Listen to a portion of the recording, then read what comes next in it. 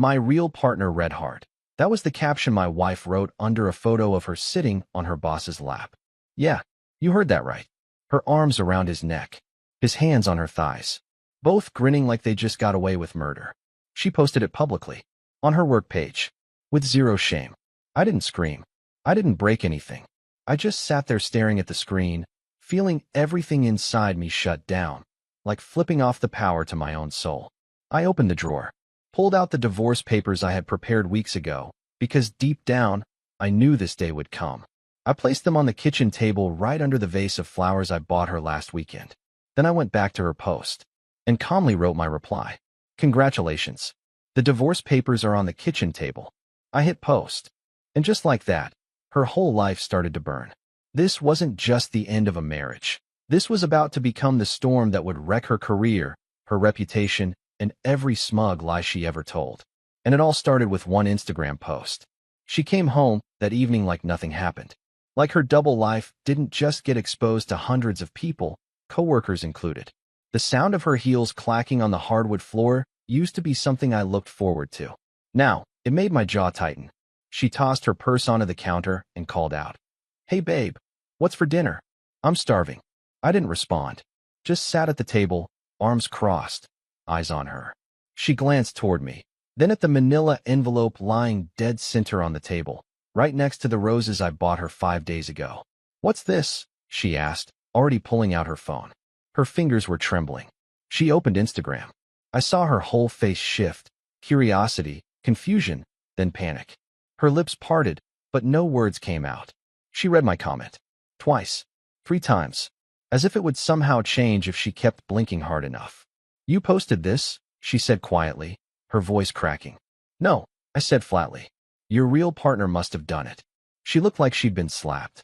"That's not what I meant by the caption," she tried to explain, stammering. "It was just a joke. People at work say stuff like that all the time. It's just workplace banter, you know how it is." "Save it, Madison," I interrupted. "I've seen the messages. The late-night texts. The trips that didn't match your schedule. I played dumb long enough." Her eyes flicked left and right like a trapped animal. She opened her mouth to speak again, then shut it. For once, her lies weren't coming fast enough. "And now HR is involved," I added, leaning back in the chair. "I wonder if Ethan's wife knows. Or your boss's boss." She went pale. "You didn't," she whispered. "I did. And I'm not done yet." For a second, it looked like she was going to cry. But Madison didn't cry when she got caught. She calculated. Her face hardened.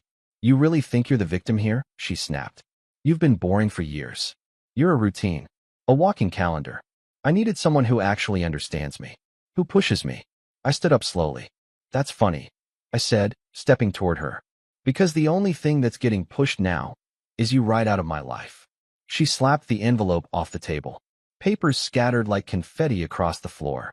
"You think you're going to embarrass me and walk away clean?" she spat. "I built this life just as much as you did. You can't erase me from it." "No," I said, "but I can make damn sure you're not in it anymore." I picked up the papers, gathered them calmly, and placed them back in the envelope. "I'll have my lawyer contact you tomorrow," I said. "And Madison, you might want to update your resume. Word gets around fast." She didn't reply, just stood there, shaking, staring at me like she didn't recognize the man in front of her. But I wasn't the same man anymore. That version of me died the moment she called someone else her real partner. The next morning, I woke up before the sun. I hadn't slept much, just stared at the ceiling all night with Rusty curled up at my feet, like he could feel everything unraveling too. Madison hadn't come back to the bedroom. She either slept on the couch or didn't sleep at all. I didn't care. I brewed a pot of coffee, poured myself a mug, and scrolled through my phone. Notifications. Hundreds of them. Likes, messages, tags. Everyone had seen the comment. My message had spread like wildfire. Even people from high school were DMing me saying, "Man, I'm so sorry, but damn, that was legendary." Some called it petty. Some called it power. I didn't feel either. Just empty. At 8:17 a.m. sharp, I got the email. Forwarded from Madison's company. Official HR response. She'd been placed under internal review for inappropriate conduct involving a superior. Ethan too. Apparently the board didn't take kindly to their little public display of idiocy. Word was, someone from legal had already been looped in. Madison's name was radioactive. I took another sip of coffee and let that news settle in. By 9:30, she walked into the kitchen like a ghost of herself. Hair a mess, eyes red, phone clutched in her hand like it held the last ounce of her identity. "You ruined my job," she said, not even trying to mask the venom in her voice. I looked up from my laptop. "No, Madison, you did that all on your own. I just turned on the lights." She scoffed, pulled out a chair, and sat down, as if we were going to have a civilized chat over breakfast. "You're overreacting," she started. "It wasn't some grand affair. It was just a mistake." I cut in. "A slip? An accident? Save it. You called him your real partner. That wasn't a typo." She didn't deny it, just looked away. "I gave you everything," I said, quieter this time. "Time, support, patience. I watched you come home late for months, and I convinced myself it was ambition. I believed you when you said the girl's night ran long, when you said you needed space. I gave you space, and you filled it with him." Her lips pressed together. Still no apology. Then she said it, the line that sealed everything. "Maybe if you weren't so predictable, I wouldn't have needed someone else." I stood up, slowly, not in anger, but in clarity. I finally saw her, the woman she really was. "You didn't need someone else," I said. "You just wanted to be worshipped. You wanted attention, admiration, and when I stopped playing the cheerleader, you found someone who would lie to you instead of love you." She rolled her eyes. "Spare me the moral high ground." "No," I said. "I'll spare you the house." She froze. "What?" "I spoke to my lawyer this morning. Turns out, posting publicly about your affair while still married isn't great for your case, especially when it's with your boss. So congrats. You're going to need that real partner of yours to help cover your rent. Because you're out." "You wouldn't dare," she snapped. I smirked. "Already did." And I walked out, leaving her in that chair, holding a phone filled with the ruins of her reputation. By noon, movers were scheduled. It wasn't about being cruel. It was about being done. I wasn't dragging this out. Wasn't sitting through some therapy session with a woman who weaponized her charm and wore betrayal like perfume. She tried everything in those next few hours. Crying didn't work. Screaming didn't work. Then came the guilt trips. "You're throwing away everything we built because of one mistake." "One mistake?" I echoed, staring at her. "You didn't trip and fall onto his lap, Madison. You chose this. For months. And then you bragged about it." She didn't have a response for that. Just crossed her arms and glared at me from the corner like I'd kicked a puppy. When the movers arrived, she followed them around like a haunted shadow, making passive-aggressive comments under her breath about what was hers and what was ours. I didn't argue. I'd already paid the extra fee to have her stuff packed and sent to her sister's place. She'd texted her earlier. I saw it on her phone screen when it lit up. "He's kicking me out like I'm garbage. Can I crash for a bit?" Her sister, Rachel, replied, "Honestly, you did this to yourself." That made me smile, just a little. By 4 p.m., the house was quiet again. No sound of her ridiculous heels. No smell of her overly sweet perfume. No tension crawling up the walls like invisible spiders. Just peace. But peace doesn't come cheap. I sat on the edge of the bed and scrolled through her Instagram one last time. She had deleted the photo with Ethan. Too late. Screenshots were everywhere. I had 10 friends send it to me just in case. That night, Ethan called me. I stared at the screen as his name flashed, Ethan from work, and let it ring 5 times before I picked up. "Hey man," he said. "Look, I didn't know you two were going through stuff.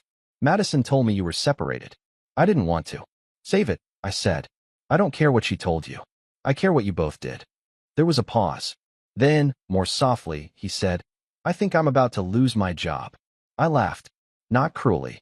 Just the bitter kind that escapes when everything's too broken to fix. "You lost something more valuable," I said. "Your dignity." I hung up. No yelling. No threats. No Hollywood drama. Just silence. The sound of 2 lives coming apart at the seams, and one man walking away with his head high. The next morning, I changed the locks.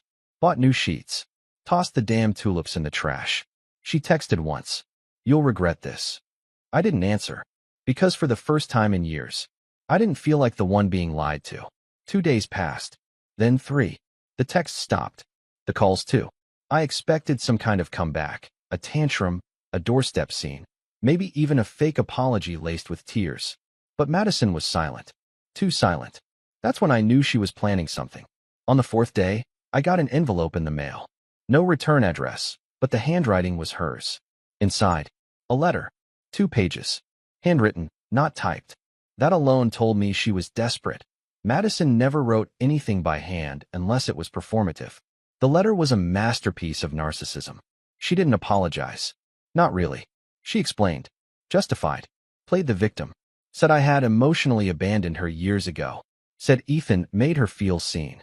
Said I gave up on us, and that I forced her into someone else's arms. The line that really got me? You always wanted a quiet, simple life. I wanted to be extraordinary. She signed it. Madison, your real partner once, remember? I folded the letter neatly, placed it back into the envelope, and tossed it in the fire pit out back. Rusty laid beside me, tail twitching, head on his paws, watching the flame chew through the past. Later that night, I got a call from a number I didn't recognize.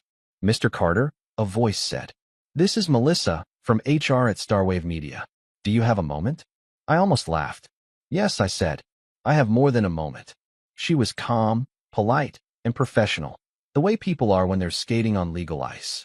We're conducting a formal investigation regarding the conduct of both Ms. Madison Carter and Mr. Ethan Ross. Your recent online exchange was noted. We'd like to understand the context fully. Would you be open to sharing anything relevant? So that's where we were now. I didn't hold back. Sent screenshots, dates, copies of messages I'd quietly collected weeks before her post ever went viral. Turns out, Madison and Ethan had been violating company policy for months. Personal trips billed as business. Hotel rooms shared.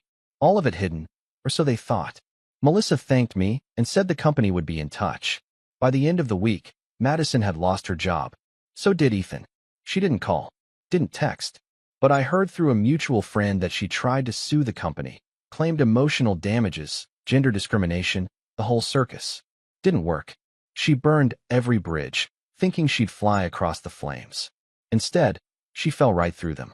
I thought it would feel like victory, like revenge wrapped in a bow. But it didn't. It just felt over. The weight wasn't gone yet, but it was lifting, slowly. And for the first time in months, I slept through the night. A week later, I was cleaning out the hallway closet when I found one of her scarves, the red silk one she used to wear on date nights when she wanted all eyes on her. For a second, I just stared at it, holding it like it was some sacred relic from a past life. Then I realized it still smelled like her perfume. I threw it straight into the trash. That evening, I got an unexpected knock on the door. I opened it to find Rachel, Madison's sister, standing there with her arms crossed and an expression I couldn't quite read. She looked tired, fed up. I hope it's not a bad time, she said. No, I replied, stepping aside. Come in. We sat at the kitchen table. The same one where I left the divorce papers. The same one where I thought we'd share years of meals and late-night laughter. Now it felt like a crime scene. Rachel didn't sugarcoat anything. She's spiraling, she said. Staying at my place, eating junk, drinking too much. She keeps talking about how everyone's betrayed her. I raised an eyebrow. She really sees herself as the victim, huh? Rachel sighed. Always has. But this time, even she can't lie her way out of it. You exposed her to the world.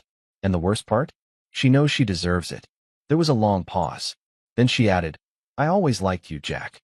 I never said it out loud, but you were the only decent part of that whole circus. I nodded. Thanks. I also came to give you this, she said, reaching into her bag and pulling out a small black notebook. It's her journal. She left it out on the counter. I skimmed a few pages before I realized what it was. You should read it. I hesitated. I don't know if I need more reasons to hate her. Rachel looked me straight in the eye. Maybe. Or maybe you'll finally understand what you were up against.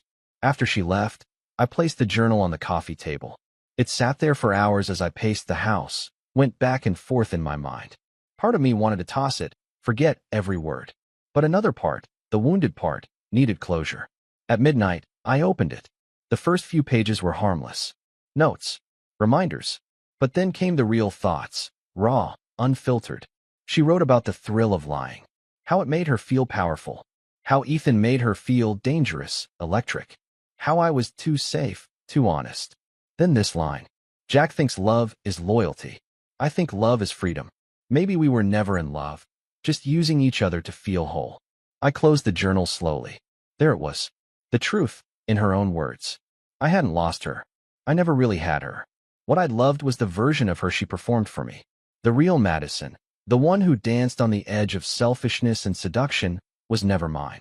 She never belonged to anyone, not even herself. And suddenly, the anger lifted.